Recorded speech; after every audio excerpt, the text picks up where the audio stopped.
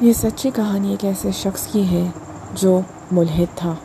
خدا کے وجود کا انکار کرنا اس کے لیے کوئی بڑی بات نہیں تھی، کیونکہ اسے زندگی نے سب کچھ دے رکھا تھا، کبھی کوئی مشکل نہیں دیکھی۔ اسی وجہ سے خدا کے وجود پر یقین بھی نہیں تھا۔ یہ شخص ایک انجینئر تھا جو فوج میں ایک بڑے عہدے پر تھا۔ جہاں جاتا لوگ اس کے آگے پیچھے گھومتے۔ ایک روز ایک شخص نے اپنے دوستوں کو کھانے پر بلایا۔ اس دوست کے دوستوں میں سے یہ شخص انجینئر بھی تھا اور اس کا ایک دوست مفتی بھی تھا۔ اس شخص نے اپنے مفتی دوست سے کہا، اسے اچھی طرح سمجھا دیا کہ دیکھ، میرا انجینئر دوست آئے گا، وہ ملحد ہے، خدا کے لیے اس کے سامنے دین کی کوئی بات نہیں کرنا، وہ خدا کے وجود پر یقین نہیں رکھتا۔ جب کھانے کی دعوت منعقد کی گئی تو انجینئر صاحب اور مفتی صاحب ایک دوسرے سے ملے، اور مفتی صاحب نے ایسی کوئی بات ظاہر نہیں کری جس سے دین کا پرچار ہو۔ البتہ یہ ملاقات ایک گہری دوستی کا سبب ضرور بنی۔ یوں انجینئر اور مفتی صاحب دوست بن گئے، اور مفتی صاحب اس تعلق کو گہرا کرنے کی کوشش میں لگ گئے۔ مفتی صاحب کو جو موقع ملتا انجینئر صاحب سے ملنے کا، وہ یہ موقع ہاتھ سے نہ جانے دیتے۔ ہنسی مذاق کرتے اور حالات حاضرہ کی باتیں کرتے۔ یوں انجینئر صاحب کے ارد گرد جو دیواریں کھڑی تھیں وہ گر گئیں، اور یوں انجینئر صاحب نے مفتی صاحب کو اپنا بطور دوست قبول فرما لیا۔ اب بات کرنے میں کوئی ہچکچاہٹ نہیں رہتی، اور وہ دکھیانوس سوچ کہ یہ تو دین کا علم بردار ہے، یہ سوچ ان کے دماغ سے نکل گئی تھی، اور یہ تصور آ گیا تھا کہ یہ تو میرے ہی جیسا کوئی شخص ہے۔ خواہ مخواہ میں گھبرا رہا تھا، جبکہ اس نے مجھ سے کبھی کوئی دین کی بات نہیں کی۔ جب بھی انجینئر صاحب مفتی صاحب سے ملتے وہ خوش ہوتے اور موقع تلاش کرتے ان کے ساتھ ان کی صحبت میں بیٹھنے کے لیے۔ لیکن مفتی صاحب کے اندر تو ایک ہلچل مچی ہوئی تھی۔ وہ اس تلاش میں تھے کہ کوئی موقع ملے اور وہ دین کا تعارف کروائیں اور اسلام کی دعوت دیں انہیں، لیکن ایسا موقع ہاتھ ہی نہیں آ رہا تھا۔ آخر کو جب نیت صاف تو منزل آسان ہو ہی جاتی ہے۔ ایک روز جب دونوں دوست گاڑی میں بیٹھے ایک راستے سے گزر رہے تھے تو راستے میں انہوں نے ایک کار ایکسیڈنٹ دیکھا، اور وہاں دیکھا کہ ایک عورت بری طرح رو رہی ہے اپنے شوہر کی لاش کو دیکھ کر۔ آنسوؤں سے تر اس کا چہرہ اپنے شوہر کی بے سدھ لاش سے لپٹا ہوا ہے۔ اسی موقع پر مفتی صاحب نے فرمایا کہ اے دوست، کیا تم نے کبھی شکر ادا کیا ہے زندگی کا کہ اللہ نے ہمارے ہاتھ پاؤں سلامت رکھے، ہمیں صحت مند بنایا، ہمیں اپنی تمام نعمتوں سے نوازا؟ نہ جانے کب یہ آنکھ بند ہو اور سب چیزیں پیچھے رہ جائیں گی۔ کیا تم نے کسی چیز کا شکر ادا کیا ہے؟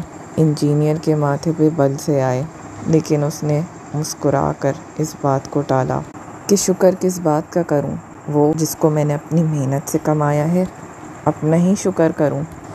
اس بات پر مفتی صاحب نے کہا کہ میاں، کچھ چیزیں ہوتی ہیں جو ہمارے اختیار میں نہیں ہوتی۔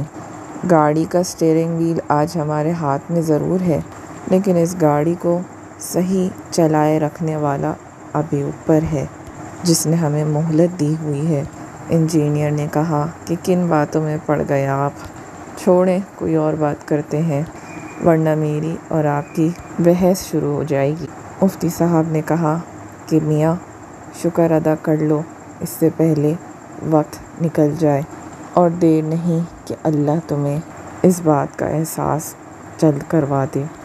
ہنسی مذاق میں انجینئر نے یہ بات ٹال دی، لیکن یہ وقت قریب ہی تھا۔ ابھی کچھ دن ہی گزرے تھے کہ انجینئر کی ایک آنکھ میں تکلیف شروع ہوئی، جس سے اسے دھندلا دکھائی دینے لگا۔ انجینئر صاحب ڈاکٹر کے پاس گئے تو انہوں نے کچھ دوائیاں دے دیں آنکھ میں ڈالنے کے لیے۔ وہ علاج چلتا رہا کہ اسی علاج کے دوران ہی دوسری آنکھ بھی دھندلی ہونا شروع ہو گئی۔ یوں وہ اپنی نوکری سے بالکل بیٹھ گئے۔ مفتی صاحب گھر ملنے آئے اور ان کی حالت دیکھی کہ کس طرح سے معذور ہو گئے ایک دم آنکھوں سے، تو فوراً کہا کہ میاں، ابھی بھی وقت ہے، اللہ کا عذاب ٹل سکتا ہے اگر تم اسلام کو گلے سے لگا لو، اس رب کا شکر ادا کرو جو نعمتیں اس نے تمہیں دے رکھی تھیں، پیسے کی شکل میں، صحت کی شکل میں۔ مان لو کہ ایک ذات ہمارے اوپر ہے جو سب سے طاقتور ہے، جو سب چیزوں کو چلا رہی ہے۔ لیکن انجینئر کی انا ابھی ختم نہیں ہوئی تھی، اور وہ ہنس پڑا اور کہا کہ میاں علاج چل رہا ہے، ہو جائے گا، تم فکر نہ کرو۔ یہ جواب سن کے مفتی صاحب چپ ہو گئے۔ تھوڑے ہی دن گزرے تھے کہ جسم میں کھجلی شروع ہوئی اور جسم پھوڑے کی طرح دکھنے لگا، جسم پر سوجن بھی آنا شروع ہو گئی۔ ڈاکٹروں سے علاج چل رہا تھا۔ جب ڈاکٹروں نے یہ حالت دیکھی تو کہا کہ یہ ایسی بیماری ہے جو لا علاج ہے، ہم اس کا کچھ نہیں کر سکتے۔ لہٰذا انجینئر صاحب اب بالکل گھر بیٹھ گئے، بے امید ہو کر۔ آنکھوں سے دکھتا نہیں تھا، جسم میں جان نہیں تھی اور بیماری کا کوئی علاج نہیں تھا۔ مفتی صاحب گھر پر آئے ملنے کے لیے اور انجینئر صاحب سے کہا کہ میاں ابھی بھی وقت ہے، توبہ کے دروازے کھلے ہوئے ہیں، اس وقت تک جب تک ہماری آنکھیں بند نہیں ہو جاتی۔ تم آج اس رب کا اقرار کر لو، وہ تمہارے سارے غم مٹا دے گا۔ انجینئر صاحب نے ہنستے ہوئے کہا کہ میاں لگتا ہے اب بہت دیر ہو چکی ہے، تمہارا رب بہت ناراض ہے اور اب مجھے قبول نہیں کرے گا، لہٰذا میں اکیلا ہی ٹھیک ہوں، ایسے ہی اپنی زندگی گزار دوں گا۔ مفتی صاحب نے کہا ہرگز نہیں، آپ بے امید نہ ہوں، میں اپنے رب سے دعا کروں گا اور یقیناً اسباب اختیار کروں گا۔ میں کوشش کروں گا کہیں سے ایسا پتہ مل جائے جس سے آپ کی بیماری کا علاج مل جائے، ایسا کوئی ڈاکٹر ہاتھ لگ جائے جو اس بیماری کو جانتا ہو اور اس کا علاج بھی اس کے پاس ہو۔ انجینئر نے کہا چلیں آپ بھی کر لیں اپنی سی کوشش پوری، دیکھتے ہیں کہ آپ کا رب ہم جیسوں کے لیے بھی اپنی رحمت کے دروازے کھولتا ہے کہ نہیں۔ مفتی صاحب نے گھر جاتے ہی اپنے رابطوں کا بھرپور استعمال کیا کہ کہیں سے کوئی ایسا شخص مل جائے جو اس بیماری کا علاج بتا دے، اور ساتھ ساتھ وہ اللہ سے دعا بھی کرتے رہے، کیونکہ دعا کے ساتھ دوا بھی ضروری تھی، یعنی اسباب اختیار کرنا پہلا فرض تھا۔ مفتی صاحب آخر کو اسی شخص سے ملے جو ان کا اور انجینئر صاحب کا بھی دوست تھا، جس کی وجہ سے ان کی دوستی ہوئی تھی۔ مفتی صاحب نے سارے معاملات اس دوست کے ساتھ شیئر کیے تو اس نے ایک حل بتایا کہ کمپنی تک جایا جائے، جس بڑی کمپنی کے لیے انجینئر صاحب کام کرتے ہیں ان سے ہی اپیل کی جائے علاج کی، وہ یقیناً کوئی نہ کوئی حل نکال کے دیں گے۔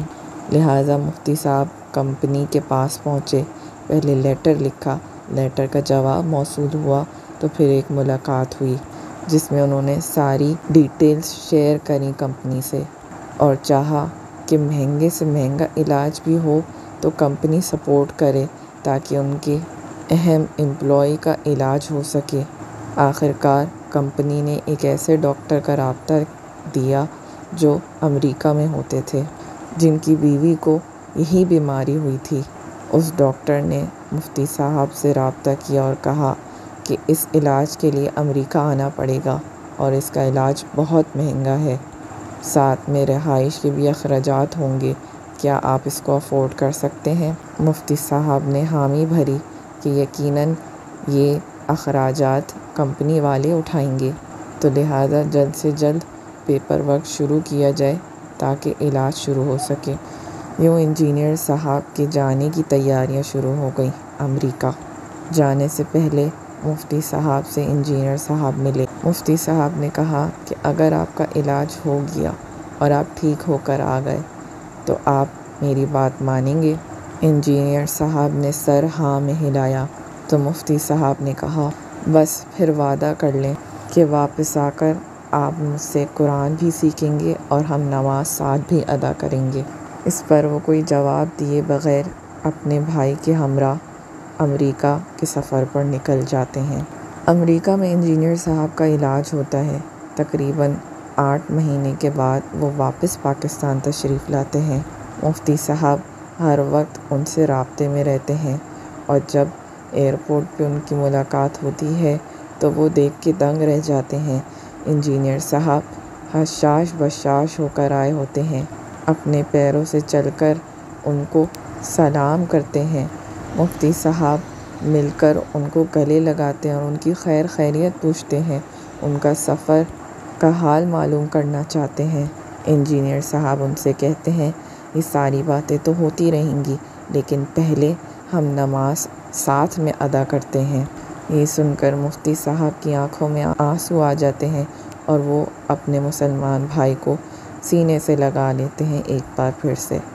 اگر آپ کو یہ کہانی پسند آئی ہو تو ہمارے چینل کو سبسکرائب کریں، اس ویڈیو کو لائک کریں، اپنی قیمتی رائے کا اظہار کامنٹ سیکشن میں ضرور کریں۔ ملتے ہیں اگلی ویڈیو میں۔ السلام علیکم ورحمۃ اللہ۔